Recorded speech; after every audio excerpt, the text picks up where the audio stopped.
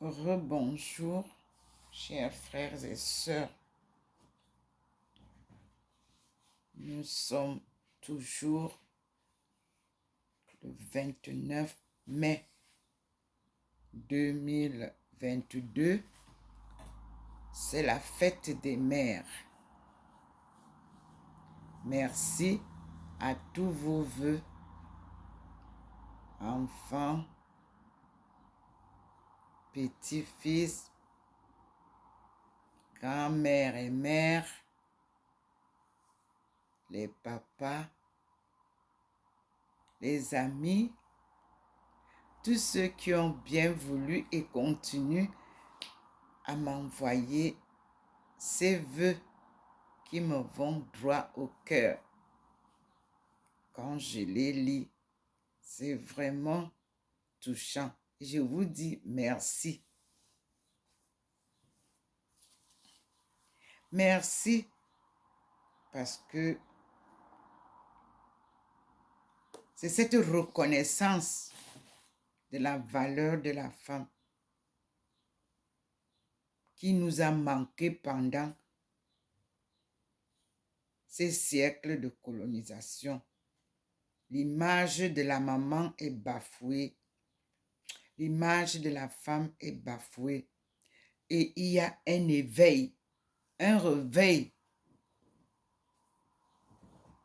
Chaque enfant doit se demander, mais je suis née par une femme qui m'a porté pendant soit 9 mois, soit 6 mois, soit 7 mois, tout dépend, soit 10 mois même, dans son ventre. Et lorsque je suis sortie, le premier cri, c'est elle qui m'a accueilli pour me calmer. Parce que j'arrive dans l'inconnu. J'avais peur. Je ne savais pas où est-ce que je vais. Et une mère vous accueille. Et c'est elle qui vous donne le premier sein, le premier lait. Magnifique événement qui s'est transformé au fur des ans, au fur des siècles, en un drame.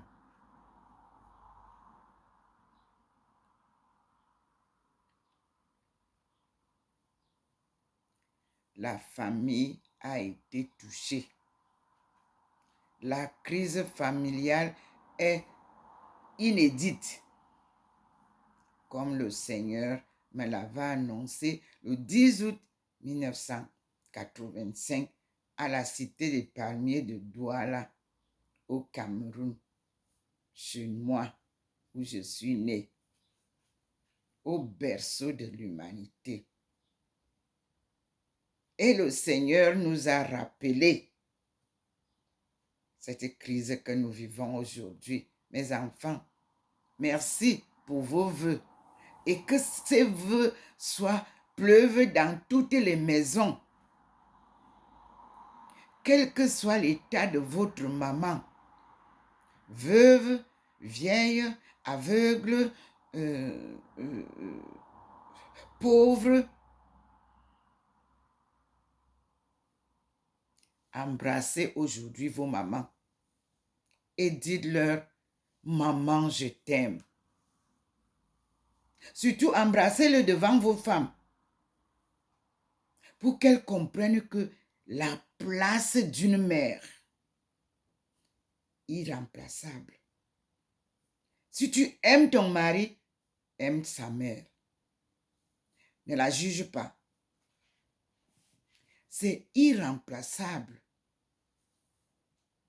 Alors tu auras touché son cœur.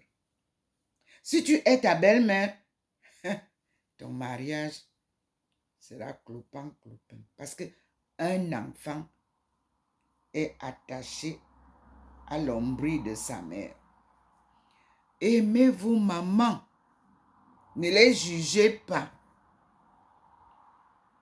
Et n'accordez aucun jugement de qui que ce soit sur votre maman. C'est un mystère divin. La mer, elle est profonde comme la mer. La mer est le refuge le plus sûr d'un enfant. Une mère qui ne fait pas ce que je dis là, c'est qu'elle n'est pas une mère. Je vous embrasse toutes les mamans et je vous rappelle ce que le Seigneur nous avait dit en ce jour-là de la vision en rêve que j'ai eu. Il s'est adressé à nous toutes. Il m'a dit, femme, lève-toi, va et dis aux femmes de ton peuple que le redressement de la cellule familiale incombe à la femme.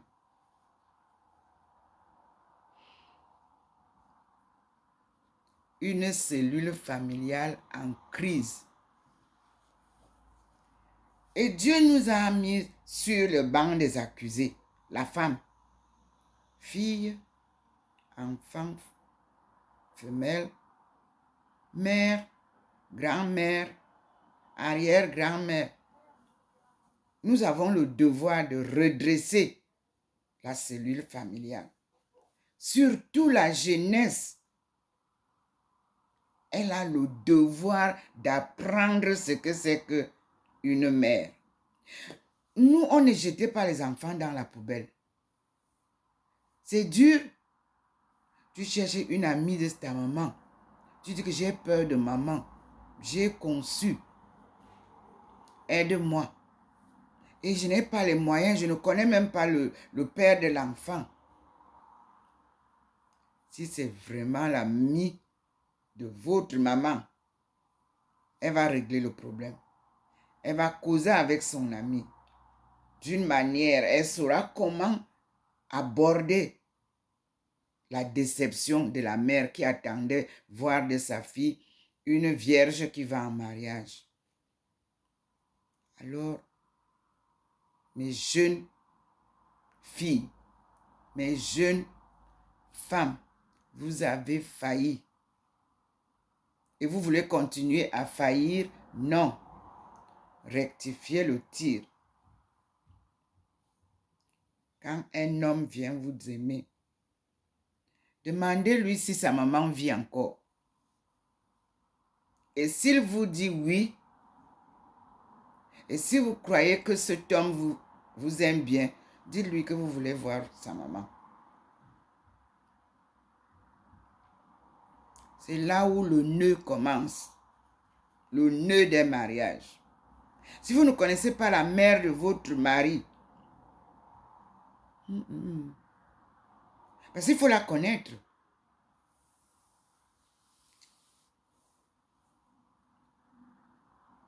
Ce n'est pas un habit qu'on part acheter au marché. C'est le mariage. Aimez-vous en tenant compte de l'environnement familial. Très important. Quelle est la valeur que vous donnez à votre mère? Est-elle la même valeur que vous donnez à votre belle-mère? Si ce n'est pas ça, ça ne va pas. Vous ne jugez pas votre maman, vous ne jugez pas votre belle-mère, vous êtes l'épouse de votre mari. C'est clair? Ça ira mieux. La femme qui vous parle a eu une belle-mère qu'elle a aimée jusqu'au dernier jour. Sans tenir compte de qui est ma belle-mère. Non. C'est ma mère qui m'a dit comme ça. Et j'ai obéi. Et c'est mon père qui m'a dressé comme ça. Oui, mon beau-père était déjà mort. Apprenez à ne plus vous dresser contre vos belles-mères. Apprenez à ne plus vous dresser contre vos mamans. Quand ce respect-là manque, les bénédictions, vous ne les avez pas. La mère est la bénédiction parce que c'est entre ses jambes que vous sortez. Il n'y a pas ailleurs. C'est par là que vous naissez. C'est une bénédiction. La naissance d'un enfant. Et ce jour-là, demandez-lui la souffrance qu'elle a eue. Et méditez quand vous lui parlez. Soyez respectueux envers vos mamans. L'argent ne résout aucun problème. L'amour est le seul lien qui maintient la paix. Si vous n'aimez pas quelqu'un, vous ne pouvez pas faire la paix avec. Et sans paix, rien ne peut marcher dans le monde entier. Dieu vous apporte la leçon d'aujourd'hui, la fête des mères. Ces mères qui sont bafouées de par le monde entier, humiliées de par le monde entier, vilipendées de par le monde entier. Dieu vous dit, 2021, c'est la fin de l'exploitation de l'homme par l'homme. Vous venez quoi? En voyage? Ou bien vous venez vous installer dans une famille qui va vous adopter. Et la femme entre les jambes de qui l'homme que vous épousez est né, si vous ne l'aimez pas, elle remplace votre maman dans la famille où vous venez. Vous ne pouvez pas venir instaurer votre maman encore dans la famille où vous partez en mariage. Ça ne colle pas. Parce qu'elle aussi, de son côté, d'autres filles vont venir et elle doit les adopter. C'est ça qui manque aujourd'hui dans les mariages des jeunes. Les jeunes croient qu'ils doivent être seuls et vivre leur vie seuls. Le mariage a 3 années de lune de miel. Au trop. Après les 3 ans là, vous commencez à savoir ce que c'est que le mariage. Les hauts et les bas. Et si vous ne faites pas attention, le passé vous rattrape. Les 3 ans là vous rattrapent. Et vous n'avez plus où aller quand ça ne va pas. Les belles-mères ne sont pas mauvaises comme vous croyez. Mais, pas toutes, mais je vous assure, la femme qui aime son fils attend voir ce fils procréer aussi. Donc, il va pas procréer avec elle. Elle attend accueillir une femme qui va l'aimer comme sa fille. Malheureusement, aujourd'hui, on aime l'argent du mari. On n'aime pas la mère. On aime la grande vie. On n'aime pas la mère. Et si la mère est pauvre, elle est classée au placard. On peut lui rendre visite quand on peut. On ne prend pas de ses nouvelles. Elle ne nous intéresse pas. C'est notre vie qui nous intéresse. Et comment nous allons continuer donc les liens familiaux qui doivent être serrés, resserrés dans ce monde violent? Mes frères et sœurs, la famille est le socle même de la solidité de vos amours, de la solidité, de la continuité de votre vie quand vous sortez de ces entrailles. Que ce soit le garçon, que ce soit la fille. Mais aujourd'hui, le problème est plus touchant parce que c'est la femme, fille, jeune, vieille, qui a été au banc des accusés du Seigneur. Femme, lève-toi, un devoir t'attend. Va et dis aux femmes de ton peuple que le redressement de la cellule familiale incombe à la femme. Je ne le dis pas me concernant parce que moi je suis loin. loin de tout ce que vous vivez là. Parce que moi, j'ai été broyée par tout ça pour mieux vous parler. Si nous voulons développer nos pays, la première solution, c'est que la femme se responsabilise. Qu'elle plante l'arbre d'amour sans intérêt dans son cœur. Qu'elle sache ce que veut dire amour. Et puis tout ira bien. Dieu nous dit, aimez-vous les uns les autres comme je vous aime. On n'achète pas l'amour. On ne vend pas l'amour. Donc, il y a qui disent, la femme étonne, elle est autrement. Non, c'est que la vraie femme étonne n'a rien à foutre avec la vente ou bien l'achat de l'amour. Elle est née honorable fille de Dieu. Elle partage l'amour qu'elle a dans son cœur. La vraie fille étonne.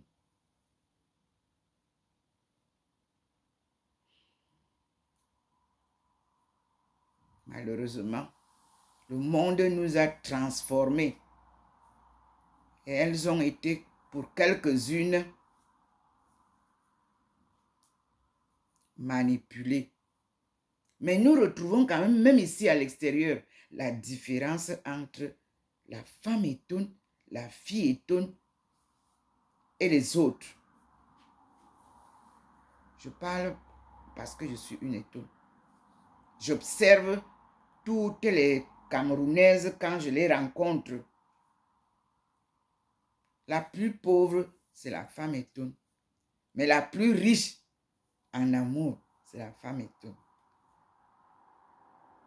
On appelle ça noblesse. On appelle ça humilité. Parce que toutes celles qui se disent riches, on finit par découvrir qu'ils sont pauvres. Donc, elle garde sa réelle image. Aucun Africain n'est riche en Europe. C'est du bluff qu'on vous vante. Personne n'est riche.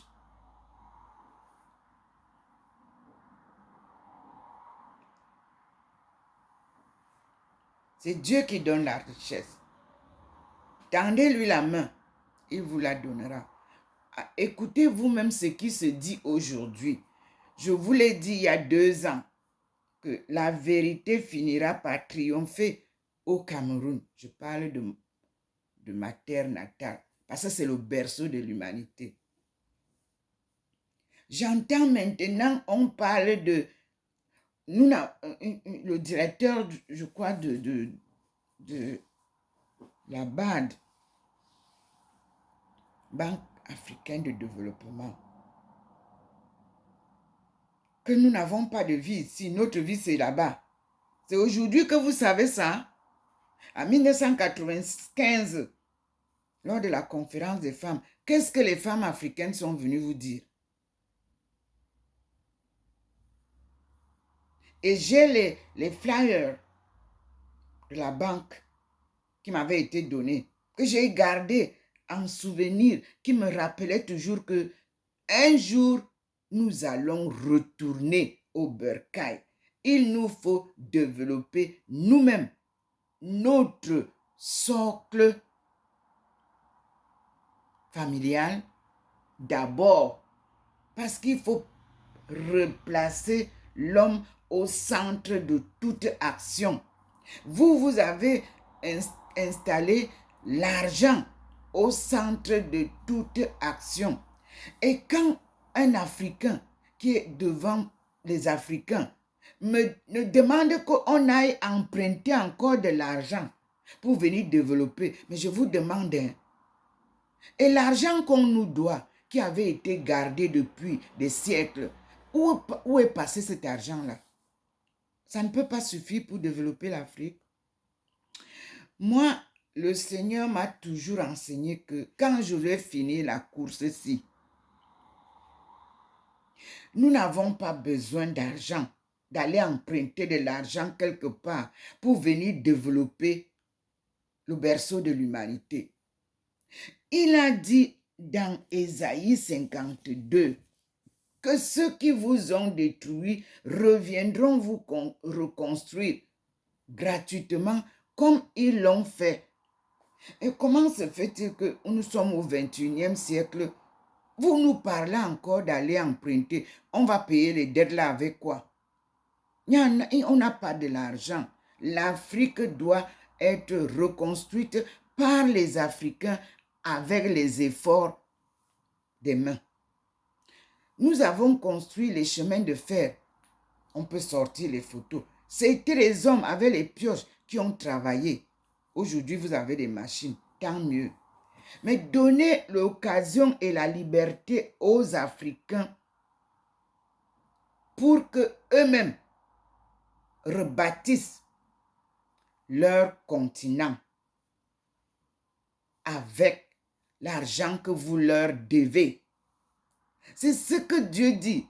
Vous voyez comment il bannit, il vous montre là-bas au-dessus de moi. L'Afrique est désormais libre. Le retour de l'Afrique n'est pas une fuite en arrière. Non.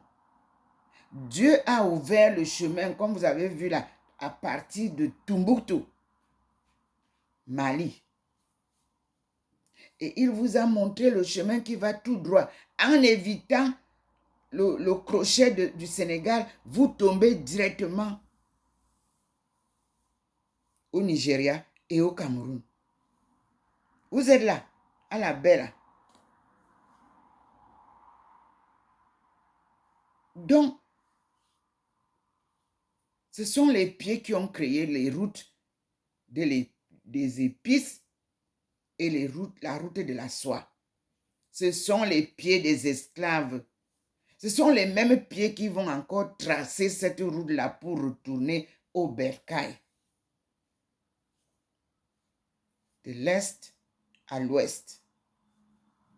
En laissant le nord là-bas. Parce que le nord de l'Afrique, là, ce sont les pays construits par la colonisation. C'est le Seigneur qui montre la route. Suivons la route qu'il va nous montrer. On traversera le désert sans avoir soif. Le soleil accablant ne nous dérangera pas. Nous marcherons sous l'ombrage du Seigneur. Promesse divine ne tombe jamais par terre. Alors, bonne fête à toutes les mamans et nous allons couronner la fête sur Ève Nouvelle, notre mère, que vous avez surnommée Mariam, Marie. Elle est venue ce matin, vous avez vu la vidéo que j'ai publiée. Le Seigneur lui a donné l'occasion de venir nous donner les bénédictions de la fête des mères. La vidéo que j'ai publiée, vous pouvez aller la voir. Maman Marie a apparu comme certaines fois dans les diverses publications que je fais depuis les apparitions divines. Merci Seigneur. Et maintenant, ce qui manque à l'Afrique, le courage d'accepter qu'il y avait une langue, une seule langue en Afrique. Après ce livre, vous avez vu que le rosaire, je n'ai pas terminé parce qu'il fallait aller chercher ce livre qui s'appelle Focus Encyclopédie.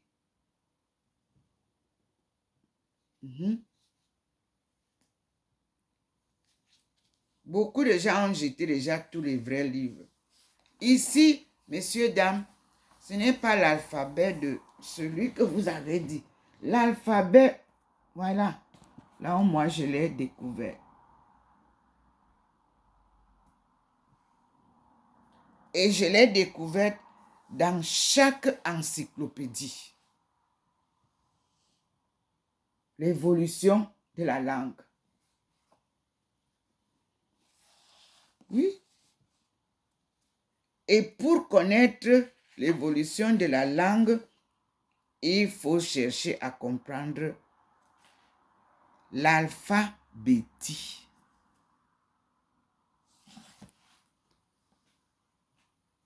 Alpha, Benti. On a enlevé le N. Parce que Betty était un colon. Monsieur Betty était un colon. Et quand on disait que nous sommes les Benti, il a enlevé N là. La colonisation a enlevé le N. C'est devenu alphabéti. Bref. C'est ça qui est ici. Et alphabéti a eu beaucoup de progression. On appelle écriture sinaïtique.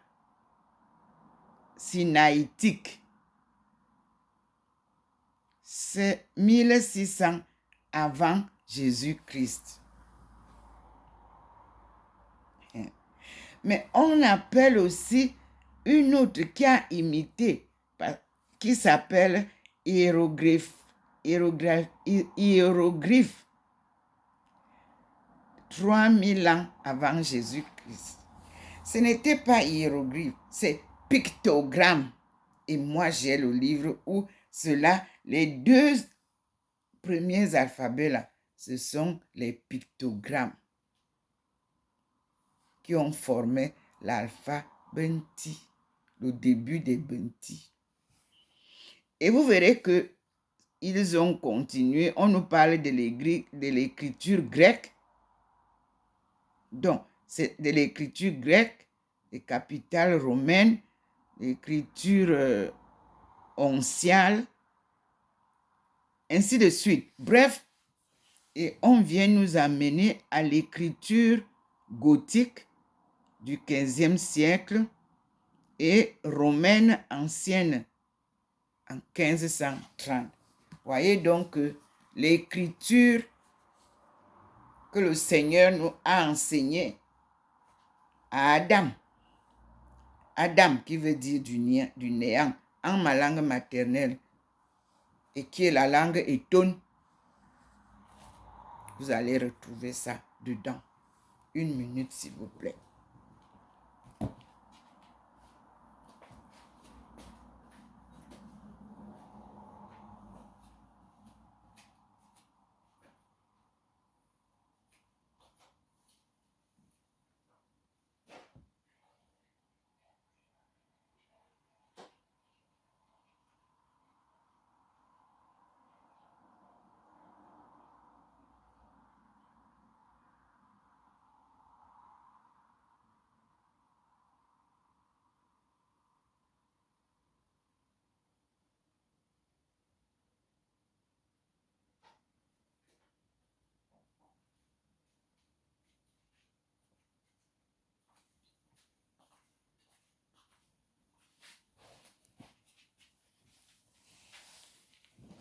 Je m'excuse.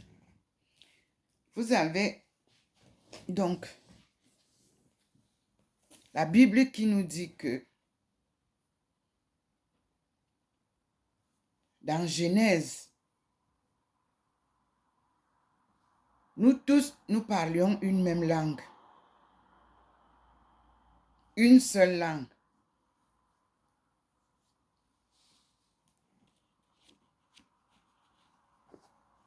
Puis un jour, nous avons voulu monter les pyramides et tout ce pour aller retrouver le Seigneur en haut, comme ça se passe maintenant. Et Dieu nous a confondus. Parce que maintenant, nous sommes en train d'aller chercher Mars, là où tous ceux qui ont détruit le monde voudraient aller habiter. Mais Dieu dit qu'il a construit un paradis céleste et un paradis terrestre que vous avez détruit. Fornication. Je vais dire, avec tout ce qui est laid, tous les péchés qui sont laids, vous avez détruit. Vous avez dévié les cours d'eau pour installer les pays. Mais lui, il vous dit que c'est lui, le maker. C'est lui qui fait et refait. C'est lui qui fait et défait et refait. C'est lui qui a créé les temps, l'été, l'hiver. C'est lui. C'est lui qui a créé les saisons de pluie, les saisons sèches, l'hiver. C'est lui. Vous vous êtes placés comme des demi-dieux. Parce que vous ne pouvez pas faire ce qu'il fait. Et nous sommes à un compte de fait que vous nous avez servi. Mais Dieu vient vous montrer sa vérité. Et vous vous souvenez, il y a 2 ans, je vous ai donné ce livre qui est Changing Destiny. C'est le livre que j'ai reçu le jour que le Seigneur m'a parlé dans le monastère de Qichushan en Chine lors d'une, je peux appeler ça une neuvaine de prière et de méditation silencieuse dans un grand monastère ancien, un monastère des taoïstes. To, la vérité. Zen, le chemin. C'est là où le Seigneur m'a apparu, où il m'a donné une clé. Et il a dit qu'avec cette clé-là, porte que j'ouvre, avec cette clé-là, personne ne peut fermer. Porte que je ferme, avec cette clé-là, personne ne peut l'ouvrir. Pour changer le destin de notre vie qui avait été tournée à l'envers, il faut fermer l'Afrique. À double clé, il le répète aujourd'hui. Venez leur raconter tout ce que vous voulez, le Seigneur va fermer. Vous voyez, vous avez secoué le nord-ouest, le sud-ouest et le nord pour entrer. Il a fermé les clés. Voilà le Seigneur qui vous voyez vous-même. Laissez reposer l'Afrique subsaharienne. L'Afrique subsaharienne est désormais libre. Vous êtes partis maintenant, commencez à faire peur aux Congolais. Eux aussi, dès que ça fait boulou, ils sortent. Il n'y a personne. Et pourtant, ils ont les chapelets en main. Et pourtant, les prêtres disent qu'ils pleurent, ils chantent, ils louent Dieu. Quel est ce prêtre qui court, qui fuit avec ses... Il faut d'abord essayer de calmer la population. Où est donc la sécurité au Congo? Pourquoi ces gens-là, vous leur faites peur? Tout pays qui va encore aller faire le désordre en Afrique, pour continuer à piller l'Afrique, mes frères et sœurs, est voué à l'échec. Dit le Seigneur, nous sommes face à lui. Ce que je dis qui n'est pas bon, il ne va pas laisser que je dise. L'heure a sonné pour le millénium africain. Vous retardez pour rien.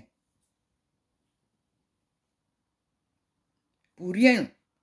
Il n'y a aucun projet qui va marcher encore en Chine, pardon, en France, en Chine, en Allemagne, en Angleterre, pour aller aux États-Unis, pour aller détruire encore ou exploiter l'Afrique. Rien. Il dit que rien ne marchera plus.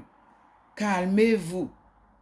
Ceux qui ont détruit, préparez-vous à aller reconstruire gratuitement. Et ceux qui ont pillé l'Afrique, le Seigneur demande que vous soyez préparés à faire le retour de la manivelle. Et ceux qui parlent de trade, c'est-à-dire le commerce entre États, il n'y a qu'un seul procédé que le Seigneur nous a montré. Win-win game. Gagnant-gagnant. Le jeu est gagnant-gagnant.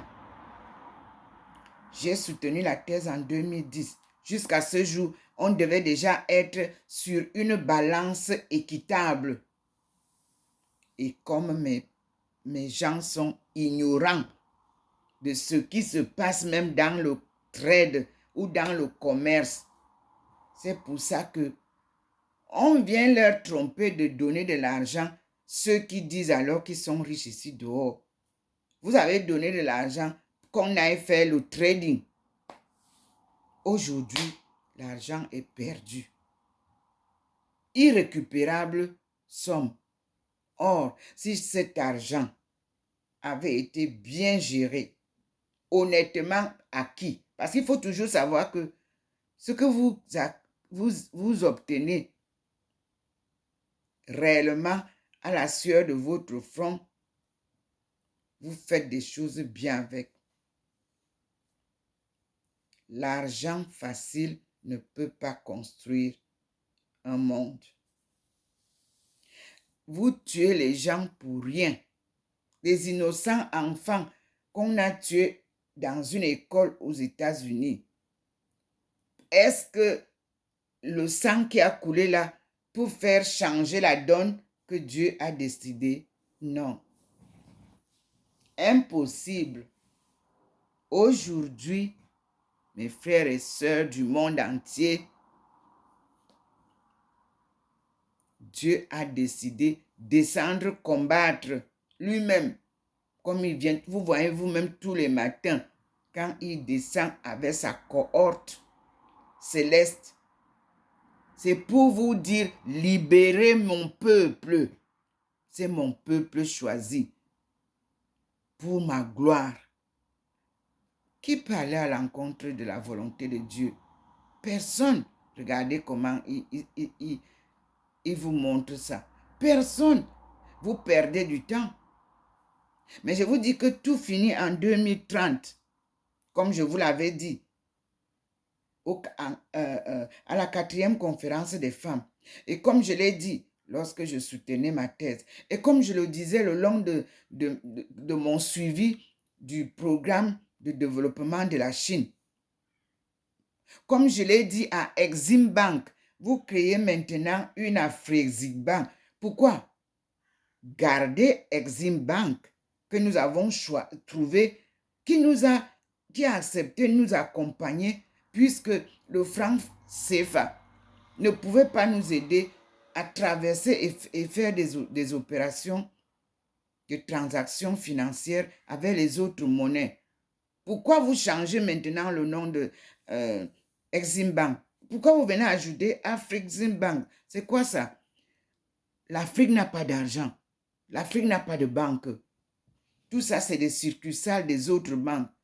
Laissez le nom Exim Bank en place et continuons la route de développement et des échanges. C'est la banque qui a, dès le début, quand j'ai dit qu'il nous faut trouver une passerelle pour que le franc CFA puisse jouer un rôle sur le terrain des échanges commerciaux. Ça, je parle de la Chine. 1998. Vous pouvez vérifier. J'habitais dans le même hôtel. J'étais au 18e étage et eux, ils étaient en bas. Et on faisait des travaux ensemble pour voir comment la coopération Chine-Afrique va s'organiser. Maintenant, vous venez sortir avec Afrique Croissant. Ça, c'est de la tricherie. Oh. Nous avons un étape par étape. Puisqu'on a commencé avec Exim Bank, c'est Exim Bank qui a les données du début et qui doit nous amener jusqu'à la fin pour que les échanges soient bien structurés entre les États-Unis, l'Afrique, ou bien entre l'Angleterre, l'Afrique et la Chine, entre la France, l'Afrique et la Chine. C'était établi avec Exim Bank. Ressortez les rapports et vous verrez ça. Et nous continuons sagement la route. Laissez-nous, ne brouillez pas les cartes. On avance tout droit. Dieu nous a aidés à trouver le chemin. Suivons ce chemin pour traverser le pont. Merci Seigneur. Et je vous dis, je vous aime tous. J'ai accepté souffrir pour la cause de Dieu et son peuple. Et je suis avec vous. Même la coopération France-Afrique,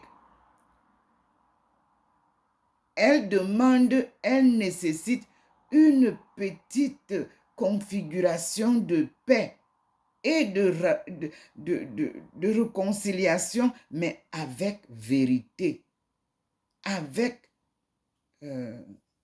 humilité. Dieu sort tout. Il pose sur la table. Il vous fait voir tout ce qui a été fait et donnons-lui l'occasion de nous aider pour mettre en place le nouvel ordre économique que j'ai proposé, c'est-à-dire un nouvel ordre socio-économique. Parce que vous n'étiez que sur l'ordre économique. Moi, je vous ai apporté le nouvel ordre socio-économique parce que l'homme doit être le centre de toute opération que nous avons faite.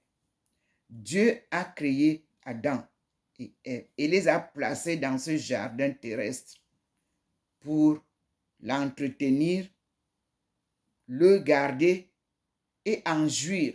Ceci veut dire que c'est l'homme qui doit être grand H, femelle et mâle, ou mâle, femelle, qui doivent être au centre de toutes choses. Mais vous avez pris l'homme et la femme, vous vous êtes mis à les vendre même. Ils sont devenus des marchandises, des objets. Voilà pourquoi notre monde tourné à l'envers ne tient plus debout.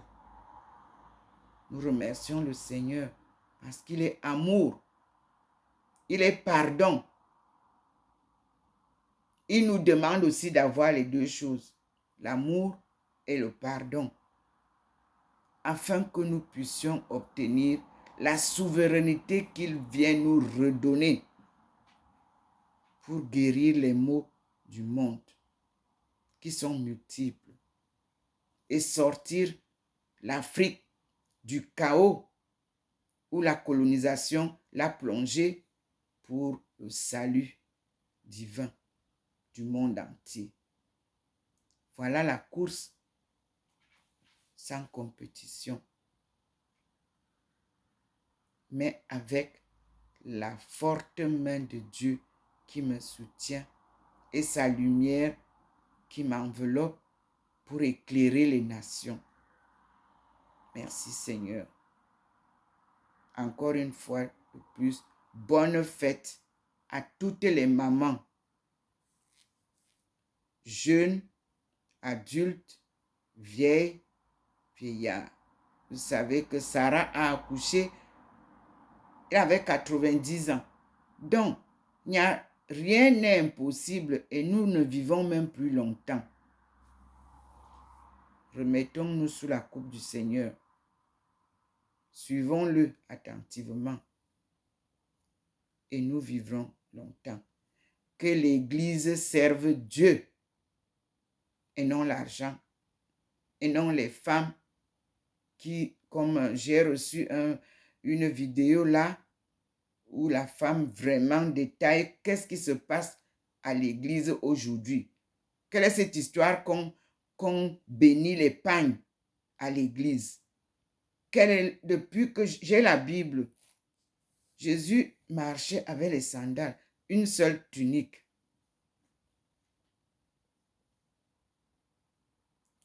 Je n'ai pas entendu dans la Bible où on dit que nous devons bénir ce qu'on porte pour aller servir Dieu. Non. Bénissez l'homme si vous avez les mains propres. Si vous avez les mains saintes, vous pouvez poser sur la tête des femmes, des hommes, des enfants, comme les apôtres le faisaient. Ça, vous avez le droit. Mais les couples pleurent que l'Église a détruit leur foyer et la famille. Repentez-vous. Moi, je ne peux pas vous condamner parce que moi, je vous suis pas. Je suis Dieu et je participe comme tout enfant de l'Église, c'est-à-dire de la famille divine. L'Église, là, ce ne sont pas les murs. À bon entendeur, salut, et que Dieu pardonne tous ceux qui sont condamnés à ces malices. Nous passons à la troisième vidéo. Et nous disons merci au Seigneur pour tout ce qu'il nous donne. Vous avez donc aujourd'hui, vous avez vu la sagesse. Une femme sage ne va pas se laisser tromper facilement. Pour changer notre destin, les leçons qui sont ici, c'est les vertus, le respect de la famille, l'amour du prochain, tout ce qui est ici. Ça là, ce n'était pas dans une église. Ça, c'est la tradition, la connaissance. Ça, c'est la sagesse, la connaissance. Par nos aïeux. Les livres-ci de sagesse là, ce n'est pas du 20e siècle. On parle de nos aïeux qui nous ont laissé des leçons à suivre. Suivez-les et vous serez sauvés. Amen. Alléluia. À bientôt.